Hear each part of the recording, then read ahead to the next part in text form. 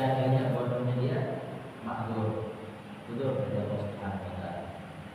Kalau misalnya dia sholat, kayak pernah dalam sebuah kisah satu orang pergi ke Badui, dia bacakan kitab. Di sana ada Jumatan, satu Jumatan di Badui Islam. Kemudian dikasih gambaran sunnah-sunnah di dalam Jumatan. Cuma yang dibaca ini baru pemula baca kitab, juga ada yang orang alim. Alaikum bil sakinah wal waqar. Harusnya bis sakinah wal waqar. Cuma qafnya itu titiknya kehapusan di kitab. Dibaca wal waqar. Sesuai yang ada di kitab, padahal titiknya kehapus wal waqar. Akhirnya orang-orang Badui di sana pahamnya kalau sunnah Jumat itu membawa pisau dan wafat pada tikus. Jumat setelahnya pada bawa tikus semua terpisah. Nah, maka ini adalah orang yang bodoh, salah ya, ulamanya yang ada salah. Nah, bukan orang karena dia baca kitab, salah jalan baca kitab, orang salah paham. Terus tidak ada yang datang lagi dari kalangan orang. Pernah dikisahkan terjadi di suatu daerah pelosok kayak gitu. Ya sunnah katanya bawa bisu sama tikus ke bawah Jumatan.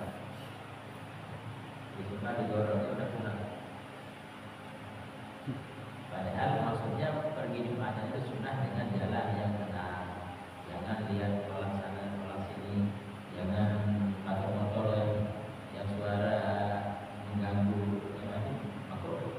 Kalau ada yang terganggu haram ada. Kemudian wal waqar, bukan orang Jumatan yang sah. Siapa yang pakai itu jalan ada sunnah, yang sunnah adalah jalan dan tidak ada pembicaraan di jalan. Maka dalam riwayat juga itu salah satu dalam sunnah Jumat. Di dalam Jumatan adalah tempat yang merupakan dosanya seorang hamba di Jumat, di Jumat setelahnya. Maka sebagian ulama mengatakan yang jalan dari rumah memperbanyak zikir dan ada pembicaraan selain zikir sampai ke masjid. Di masjid juga diadakan khutbah Jumat, zikir pada Jumat berpulang tanpa pembicaraan sama manusia. Dia hanya berzikir kepada Allah Subhanahu wa taala, maka insya Allah dosa-dosanya semua berguguran dan dilancarkan urusannya dunia orang. Itu penting di sunnah Jumat. Makanya dan dia ambil daripada hadis yang tadi kita orang yang jalan Jumatan. Atau setelah Jumatan dia mampir beli hajat boleh. Beli hajat, makanya kalau di Jawa, khususnya di Jawa Timur ya, kenapa masjid itu depannya alun-alun? Alun-alun lapangan, banyak orang berdagang. Di Jawa Timur rata-rata sedikit aja masjid Jamek, Pasuruan, masjid Jamek Malang, masjid Jamek manapun pasti depannya ada alun-alun. Karena apa? Karena ya, Islam masuk ke Indonesia dengan dagang juga. Jadi di situ ada setelah azan diharamkan berjual beli. Tapi setelah Jumatan disunahkan kita mengambil barang untuk keluarga. Karena fadilah hari Jumat. Disunah juga mengambil hadiah yang lebih untuk keluarga, misalnya membeli apa yang tidak pernah dimakan. Kalau sekarang tidak ada alun-alun yang mesti bikin rumah. Ya, tapi itu sunnah setelah Jumatan. Yang penting untuk ambil hadiah saja. Yang pertama tadi dikhususkan obatnya Rasulullah yang dia tidak tahu, kemudian yang dia lupa. Kalau sebelumnya lupa di dalam amalan, ada amalan itu. Kemudian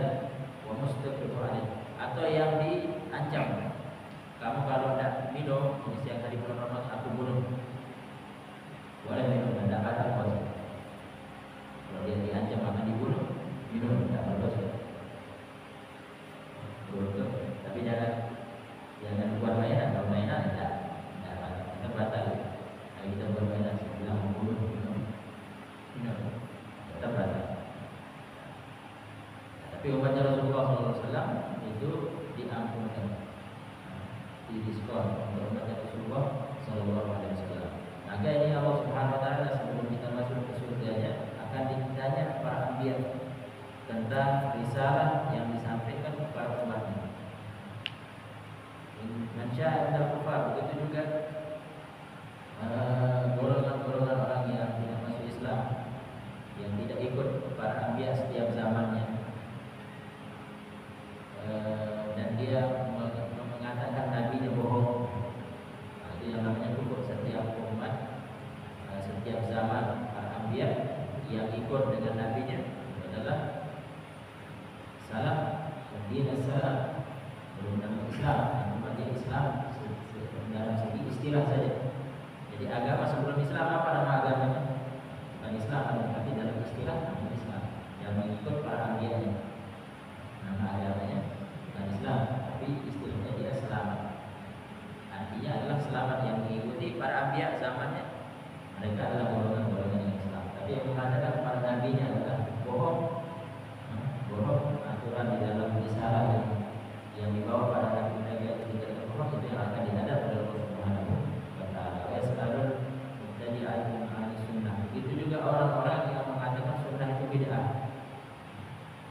Dan dalam akidah sunnah wal jamaah, setiap yang ada dikatakan itu adalah sunnah, kemudian dikatakan bid'ah, tidak akan bertanggungjawabkan untuk hadapan Allah Subhanahu wa Ta'ala. Ya sekarang muslimin dilaknat. Begitu juga orang-orang muslimin ditanya amalan-amalan. Jadi sudah ditarik di dalam di sebelum mizan, sebelum ditimbang amalan itu disaring dulu.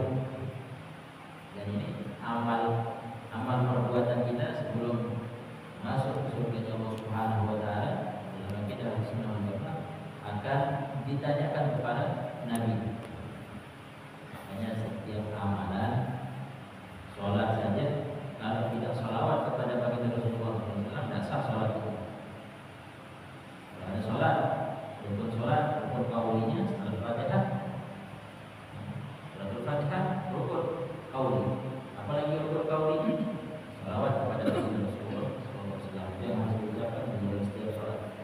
Maka amalan yang tidak ada sholawat kepada baginda Rasulullah SAW itu akan tidak diterima. Tapi sholawatnya ini pun akan dipertanyakan kepada para anbiya, akan ditanyakan kepada baginda Rasulullah SAW.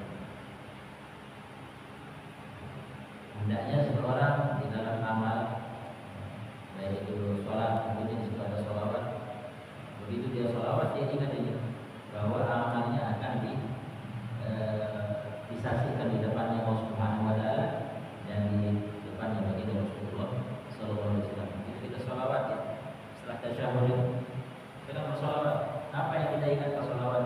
Ingat utang atau ingat apa yang belum laku?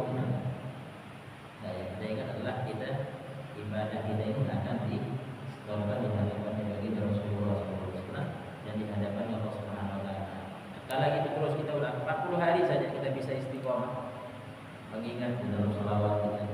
Maka itu nanti pasti akan kemana-mana kita. Sudah kita coba 40 hari berulang-ulang dalam ibadah kita, maka kita akan merasakan kesenangan di dalam sholawat dalam ibadah. Akan datang nanti di luar sholat pun kita tidak akan merasa lupa dengan baginda Rasulullah sallallahu alaihi wasallam. Wa yu'minu bi syafa'atil anbiya'i wal ulama. Kemudian di situ tadi amalan kita adalah yabqa fi jahannam minhum wahdun bi fadlillah ta'ala. Ini orang-orang yang mengikuti jejaknya baginda Rasulullah sallallahu alaihi wasallam hanya mengharapkan daripada pandangannya Rasulullah SAW, maka dia tidak akan, Rasulullah pun tidak akan rela setiap perintahnya yang benar-benar di dalam tegak kalimat la ilaha illallah Muhammad Rasulullah akan diseret masuk neraka. Rasulullah tidak akan rela. Karena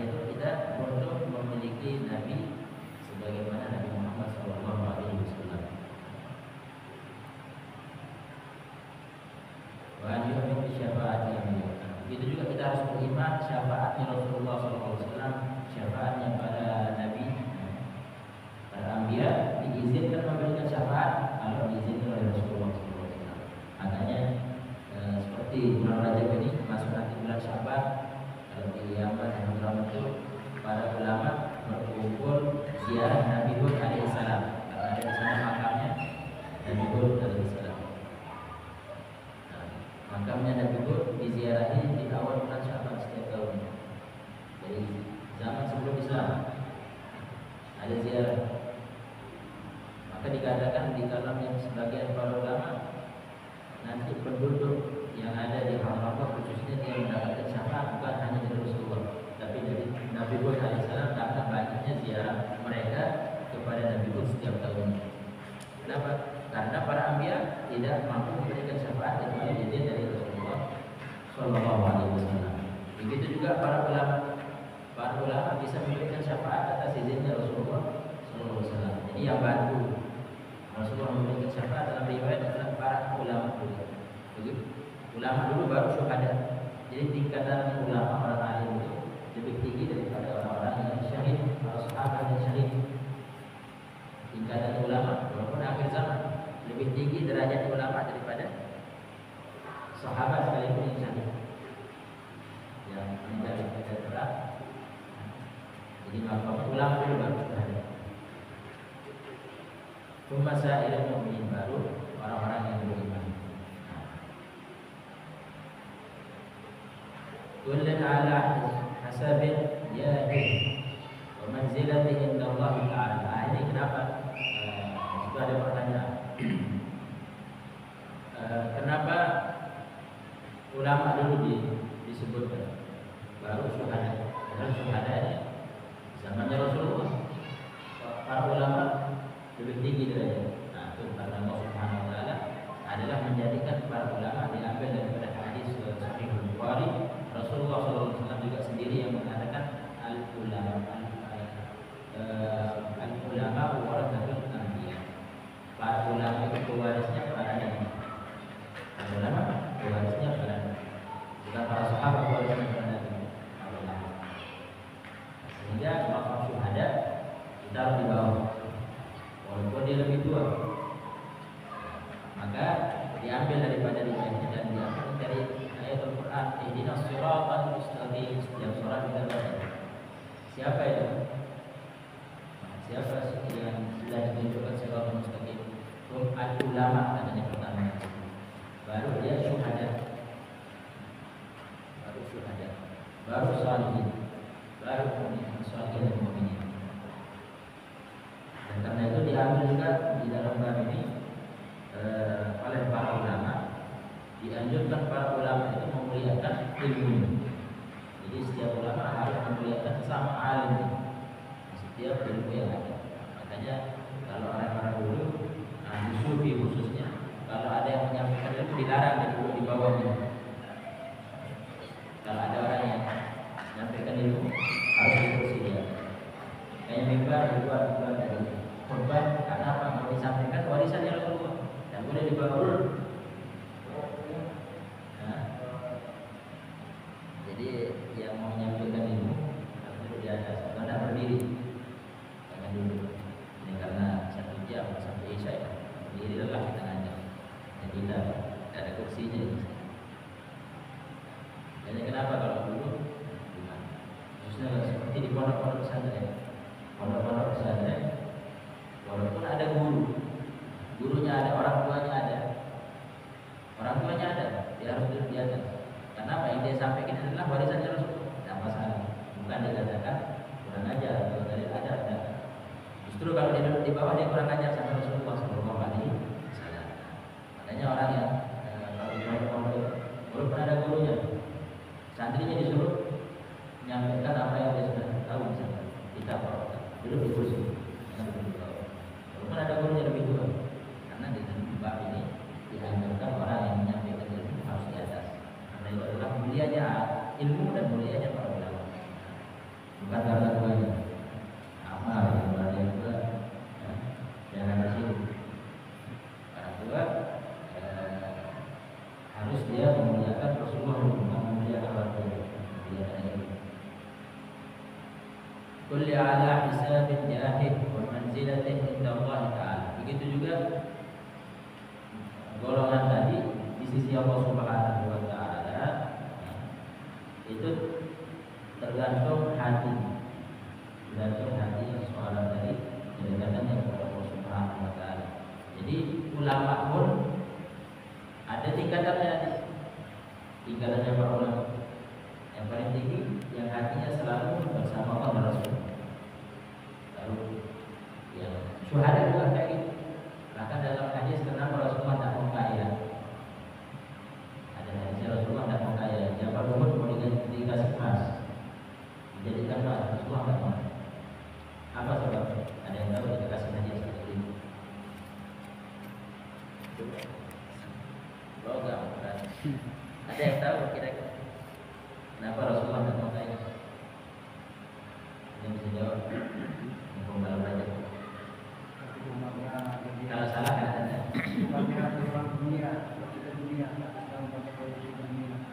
Terus tidak aja. Masih salah berapa?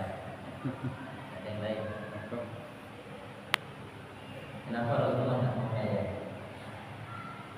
Jabal Uhud diganti sama emas untuk Rasulullah SWT. Karena tidak mewarisi harta kekayaan melainkan ilmu. Gimana dia mewarisi ilmu dijadikan emas? Dia tidak mau. Kenapa tidak mau jadi emas? Kenapa ditolak oleh Rasulullah? Kekayaan itu kenapa Rasulullah tolak? Ada yang tahu? Ada guru ulama. Jadi pertama adanya para ulama 3 sebab. Yang pertama sebab Rasulullah menyebutkan bahwa Allah Subhanahu wa Ta'ala menyisihkan para anbiya, nabi-nabi yang miskin itu disisihkan. Nabi-nabi, apa ya nabi? Bukan 25 ya, 25 yang kita tahu. Tapi para nabi ratusan disisihkan, yang kaya-kaya sebelah. Nabi-nabi yang miskin dikhususkan. Dan itu paling tinggi tempat kedudukannya. Pertama karena para anbiya, para ulama, para syuhada, orang syahid yang miskin sama yang kaya beda kedudukannya. Jadi dia ada apa banyak di dunia, di akhirat lebih banyak. Oleh karena itu Rasulullah memilih karena Allah Subhanahu wa Ta'ala menjadikan para anbiya tempat yang paling tinggi. Kalau kita naik pesawat itu ada bisnis kelas terbatas. Yang ekonomi banyak ratusan, bisnis kelas paling 10 kursi. Nah, para nabi yang ini yang dapat bisnis kelas yang kursinya lebih besar, itu sedikit. Oleh karena itu Rasulullah kalau dia ambil penurunan dia tidak masuk di golongan para anbiya yang dapat VIP itu pertama sebabnya. Para anbiya dikhususkan. Kemudian para ulama juga gitu.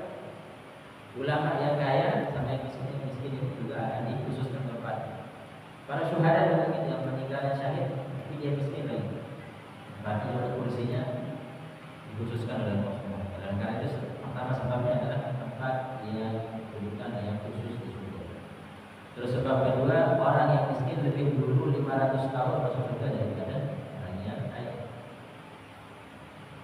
Sebab yang terakhir yang ketiga, tasbih zikirnya orang miskin itu lebih berat daripada zikirnya orang yang kaya. Orang yang berzikir tapi dia tidak kaya, tidak banyak dunia di tangannya, maka zikirnya itu lebih berat timbangan. Walaupun sama, Rabbi firli warhamni wa tub alayya 70 kali, sama-sama kita baca 70 kali, tapi yang sedikit anak-anak lebih berat timbangan daripada yang banyak harta. Itu 3 sebab Allah menolak yang namanya kaya. Pertama kedudukan khusus di surga, VIP.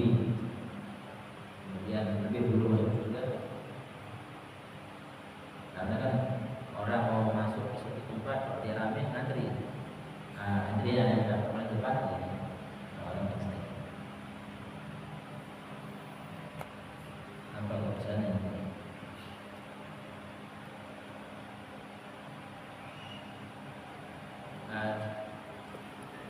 Kita harus beriman di dalam akidah dan sunnah wal jamaah. Beriman kita syafaatnya para anbiya. Kemudian para ulama juga diberikan izin oleh baginda Rasulullah SAW memberikan syafaat.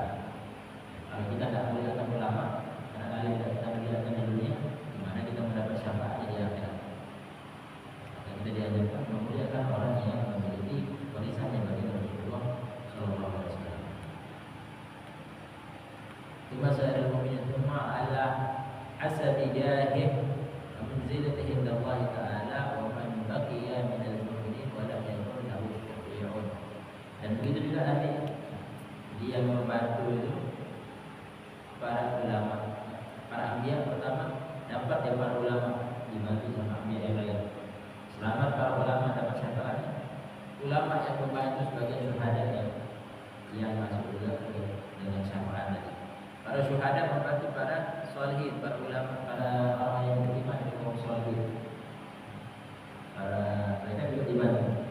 Nanti terus para sholihin dari mukminin ini itulah yang membantu para mukmin yang lainnya. Sedangkan mukmin yang biasa tidak bisa membantu syafaat. Karena yang itu walaupun dia rajin ibadah, tapi dia kesolehannya kurang. Dia dapat dia cukup bantuan syafaat dari kaum sholihin tadi. Ukhrija bi fadlillahi azza wa jalla fala yadkhul fin nar mu'min. Baru nanti orang-orang yang beriman tapi banyak salahnya bisa masuk neraka, tetapi tidak akan di neraka orang-orang yang beriman walaupun sebesar biji terang. Yang beriman tak akan kekal. Banyak minha man kana fi qalbihi mithqala dzarratin min al-iman. Kecil sebiji biji terang dalam hatinya ada iman, tak akan kekal. Bagi orang yang kafir dan tidak beriman, jangan kekal itu. Nah, ini harus kita yakini. Dan untuk memancing daripada iman yang besar itu, kita setiap saat harus merasa orang yang terakhir, keluar dari neraka. Dengan perasaan seperti itu berulang setiap hari, maka itulah yang membuat kita terus memperbaiki iman kita sehingga bisa memperbaiki amal. Tapi kalau kita lupa bahwa kita aman, bisa dibantu para ulama, bisa dibantu para syuhada, Muhammad ada para rasul, bisa Allah itu maha mengampun terus berbuat dosa. Ini orang yang mengundur untuk mengingat namanya taubat. Ini orang-orang yang jauh yang ciri-ciri orang yang terakhir adalah surganya Allah Subhanahu wa taala. Kalau dia merasa sehingga meningkat amalnya, maka dia akan dipermudah oleh Allah Subhanahu wa taala menuju daripada kaum sholihin, kaum orang-orang yang cepat mendapatkan syafaat daripada anbiya dan rasul. Wa ya'taqida fadlus sahabah ala tartibihim. Begitu juga kita di dalam Ahlussunnah wal Jamaah beriktikad, punya keyakinan bahwa para sahabat itu punya derajat juga, derajat tinggi di sisi Allah Subhanahu wa taala. Kalau sebagian saudara kita di sebelah tidak, sebagian sahabat dihina, sebagian sahabat tidak diakui sahabatnya, ini bukan akidah Ahlussunnah wal Jamaah. Kita Ahlussunnah wal Jamaah meyakini ikatan para sahabat itu juga ada tingkatan. Sebagaimana Allah Subhanahu wa taala memuliakan hari, memuliakan bulan, memuliakan para sahabat. Jadi orang-orang yang tadi seperti tingkatan ulama itu tingkatan dekat sama Allah. Baru para syuhada, baru para sholihin. Maka para sahabat pun ada tingkatan yang dekat dengan Rasulullah, yang istiqomah sama Rasulullah, itu derajatnya beda dengan yang jauh sama Rasulullah walaupun sahabat. Ini dalam akidah Ahlussunnah wal Jamaah. Ana fadlan nasi ba'da Rasul sallallahu alaihi wasallam Abi Bakr, thumma Umar, thumma Utsman, thumma Ali radhiyallahu anhum ajma'in. Kita di dalam Ahlussunnah wal Jamaah meyakini sebaik-baik manusia lelaki setelah Rasulullah sallallahu alaihi wasallam adalah Sayyidina Abu Bakar As-Siddiq. Karena yang pertama kali memeluk Islam, yang pertama kali mengakui Nabi sallallahu alaihi wasallam diutus. Baru khalifahnya Sayyidina Umar, Amirul Mukminin, kemudian Sayyidina Utsman dan Sayyidina Ali radhiyallahu anhum ajma'in. Kalau di akidah yang lain sebaliknya membenci. Semoga kita dijauhkan daripada akidah tersebut dan tetap dalam akidah Ahlussunnah wal Jamaah. Wa an yuhassin dhanna bihim bi jami'i as-sahabah bi jumlatihim. baru kita meyakini dan kita berprasangka baik ke semua sahabat, walaupun ada salahnya sahabat. Sebagian sahabat ada punya salah, tapi jangan kita pandang kesalahan itu. Kita terkadang melihat kesalahan seseorang, tapi kita tidak tahu setelah dia salah itu Allah Subhanahu Wa Taala memberikan dia kemuliaan. Dia dengan tahuannya. Misalkan kita melihat saudara muslim kita membuat kesalahan, makanya di dalam tasawuf para ulama seperti Imam Abdullah bin Hajar mengatakan kalau ada orang mabuk minum khamr, buat haram depan kita, berzina depan kita, apalagi yang belum dia lakukan, semua maksiat, bunuh orang depan kita, setelah dia hilang akalnya mabuk zina depan kita misalnya, kemudian dia bunuh orang, dosa besar apa? Dosa besar semua. Yang dia pakai uangnya uang riba semua. Apalagi yang belum disebut dari dosa besar. Apa itu? Syirik. Islam. Awalnya dia beriman Islam. Kemudian dia hilang. Pergi dia. Dapat 1 tahun baru kita ketemu. Kalau kita ketemu kita harus yakini dia adalah wali atau dia adalah. Jadi dalam ilmu tersebut. Kenapa? Mungkin dia sudah taubat dan menerima taubatnya, sehingga dia menjadi wali. Tapi kalau kita masih melihat dia ingat setahun yang lalu dia adalah ahli maksiat, berarti kita harus perbaiki diri kita. Mereka para ulama, para sholihin seperti itu, meyakini seseorang itu bisa Allah Subhanahu Wa Taala mengizinkan dia bermaksiat, dengan maksiat itu dia taubat. Dengan sebenar-benarnya taubat. Karena ada teguran dari Allah Subhanahu Wa Taala sehingga dia taubat, terima taubat dari Allah Subhanahu Wa Taala. Ya ulialah. Begitu juga para sahabat di sini dalam akidah Ahlussunnah wal Jamaah ada sebagian manakib atau yang dilakukan dalam riwayat hadis misalnya. Ada kesalahan para sahabat, ada seperti ini, ada yang dilakukan ini, ada sahabat ini tidak memahami keinginannya Rasulullah misalnya dalam riwayat hadis. Maka kita tidak boleh Rasulullah, tidak boleh Rasulullah itu dianggap Rasulullah. Itu semua ada hikmahnya dan mereka para sahabat pastinya sudah mendapatkan rahmah dari Allah Subhanahu Wa Taala. Dalam akidah Ahlussunnah wal Jamaah kita untuk memperkuat iman kita kepada Rasulullah, kita harus berprasangka baik ke semua para sahabat. Kalau kita ngaji kita ada hadis terus ada riwayat dari para sahabat. Itu semua adalah ada hal-hal kan hikmah. Allah Subhanahu Wa Taala membuat sesuatu ada hikmah. Seperti sekarang yang terjadi. Mungkin kita kasih gambaran dari Abu Bakar ada di seorang yang ahli di zaman kita. Di dalam fikih tahawulan. Kalau ada sesuatu jangan kita tergiur, jangan kita terpancing. Sekarang di Amerika terjadi yang berupa Nabi Allah Subhanahu Wa Taala.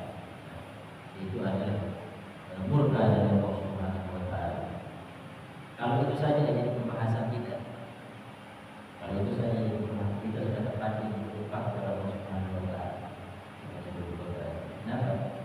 Ya, harusnya apa yang harus kita lakukan? Jadi kita harus berprasangka baik kepada Allah Subhanahu Wa Taala. Membuat sesuatu ada hikmah. Apa hikmahnya? Jangan cuma kita menjalankan itu karena dia banyak membunuh muslimin, banyak Allah murka kepada ya benar. Tapi pernahkah kita berpikir bahwa sebab itu adalah diri kita masing-masing? Sebab mereka membunuh muslimin, pernahkah kita berpikir itu sebab kita jauh daripada kita? Sebab kita jauh daripada Allah Subhanahu Wa Taala. Tidak bisa kita membantu dakwah Rasulullah sehingga mereka masuk Islam. Pernah tidak kita pikir kayak gitu? Kalau kita tidak pernah berpikir ya kita omongkan itu saja kesalahannya mereka walaupun dia orang kafir. Kalau kita mengatakan oh itu salahnya mereka, bukan Allah. Nah ini kita sudah terpancing untuk menjauh dari iman kepada Allah Subhanahu. Nah yang harus kita orang-orang mukmin harusnya adalah dia menyalahkan dirinya masing-masing, menyalahkan dirinya masing-masing dengan kekurangan yang ada pada dirinya sehingga murkanya Allah Subhanahu Wa Taala itu yang harusnya terjadi.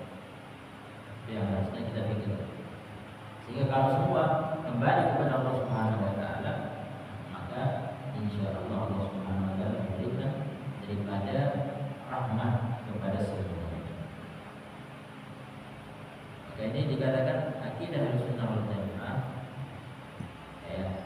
Kayak ada kabar, ada skenario katanya orang kadang nanti itu ada dari langit turun yang mengatakan bukan memang dibuat sama pemerintah untuk membuat apa namanya, membuat tempat yang baru karena kalau di dalam siasa, di dalam politik itu ada gerakan seperti itu. Makanya siasa ada jasa bahwa politik itu kadang apa namanya, sesuatu yang tidak bisa dibaca. Tujuannya memang dia memang mau dibakar, dia buat pembakaran, bukan ada betul. Ada yang mengatakan seperti itu, tapi kita Allah tidak tahu mana yang benar. Jadi jangan langsung tergiur, karena orang kafir pun mempelajari bagaimana merusak iman setiap orang yang beriman. Tujuannya ada Islam. Walau orang itu tadi mereka orang-orang musuh Islam membuat sesuatu, jadi dia mempelajari. Kita sering ketemu orang yang hafal Al-Quran tapi belum masuk Islam. Banyak orang-orang yang mempelajari hadis, mempelajari Al-Quran, mempelajari tafsir dan qiraahnya, tapi dia belum masuk Islam. Tujuannya waktu proses Islam apa yang harus dilakukan? Kalau dia dipelajari fikih akhir zaman, fikih polarnya juga sekarang beberapa kali itu dipelajari sama orang tadi. Kenapa? Karena skenario yang akan dibuat sama muslimin dia sudah pelajari semua. Bagaimana merusak iman seorang Islam, orang yang bohong.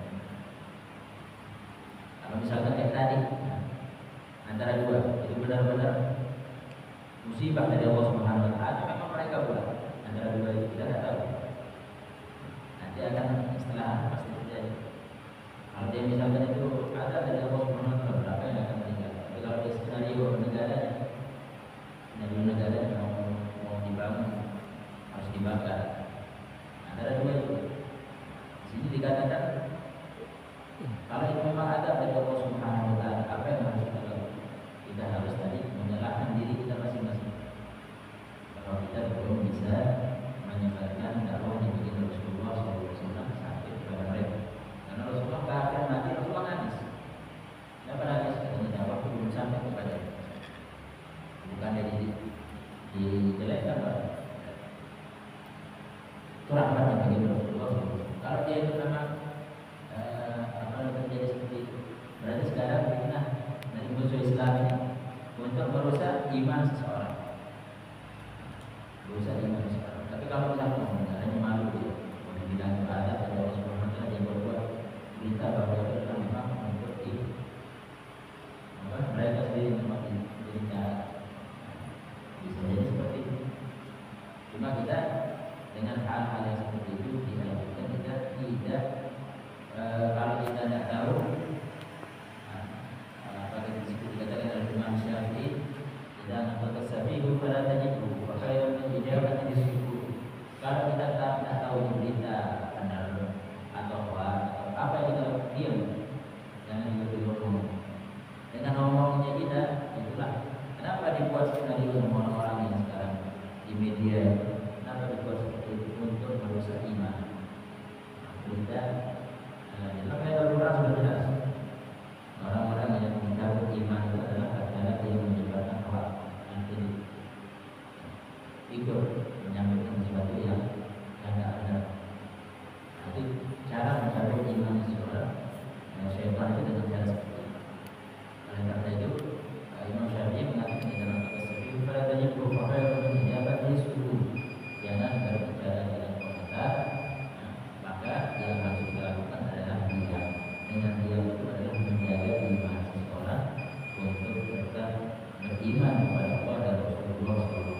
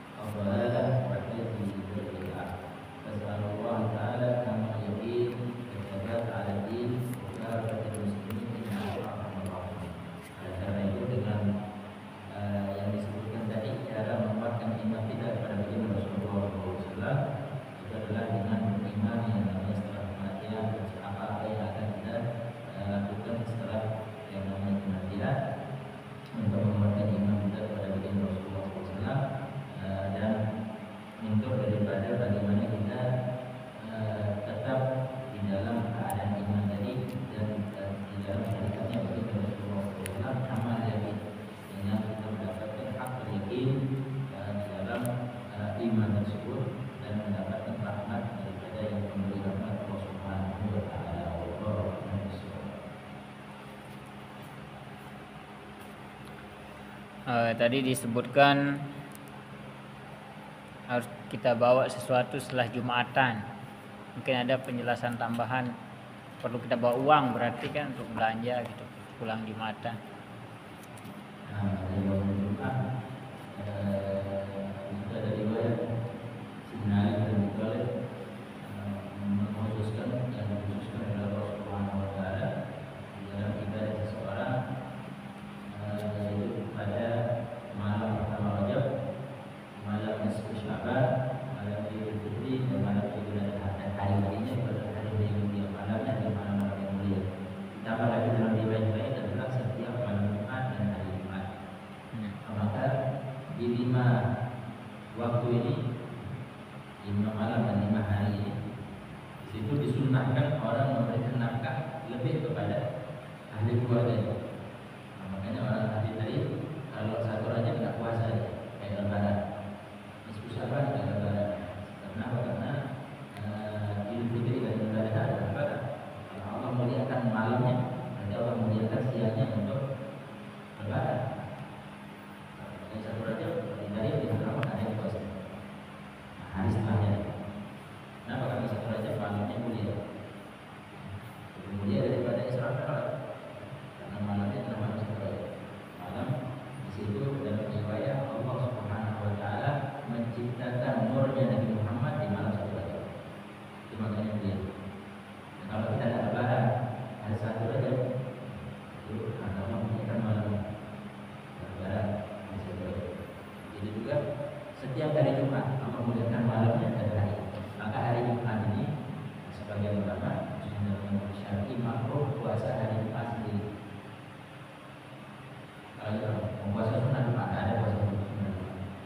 Harus Kamis, Jumat, Sabtu. atau Jumat sama Sabtu. Jangan di Jumat sendiri. Kalau Jumat sendiri tidak ada puasa sunnah. Karena hari Lebaran, Kamis atau Jumat. Maka sunnah dia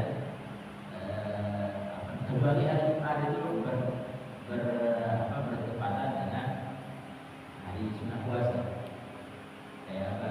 11, 13, 14, 3 hari ini sunnah puasa. Tapi saya mau puasa yang 15-nya aja di Jumat. Dan di Jumat. Tapi kalau lebarannya Jumat itu puasa mutlak Jumat. Tidak ada. Makruh ya. Sunnah tidak ada. Karena itu orang setelah Jumatan karena ambil daripada ayat Al-Quran tadi, kalau sudah ada haram hukumnya jual beli. Kalau ada jual beli setelah ada Jumat, tak sah ya, berdosa ya. Jual beli setelah ada Jumat ya, tidak ada selain Jumat halal. Kalau ada setelah Jumat, ada Jumat masih dia jual beli, ya sorry di dalam Quran jelas ya. Hukum jual beli setelah ada Jumat haram.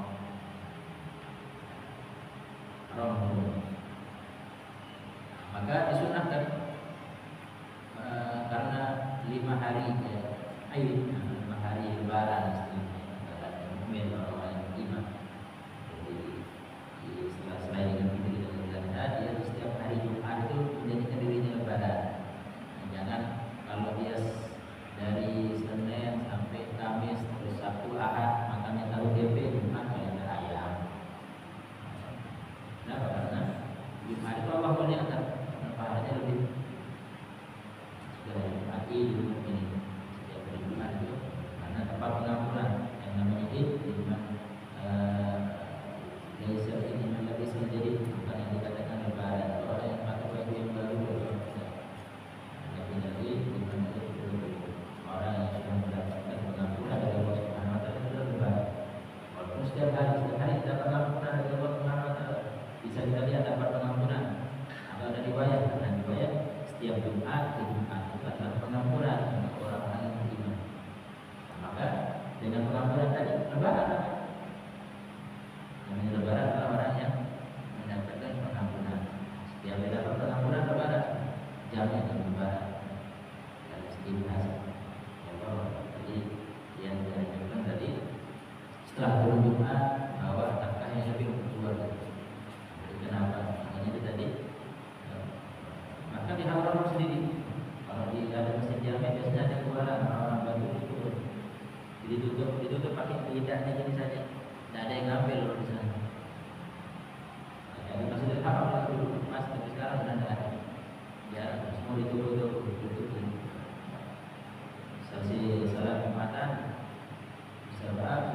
boleh buka.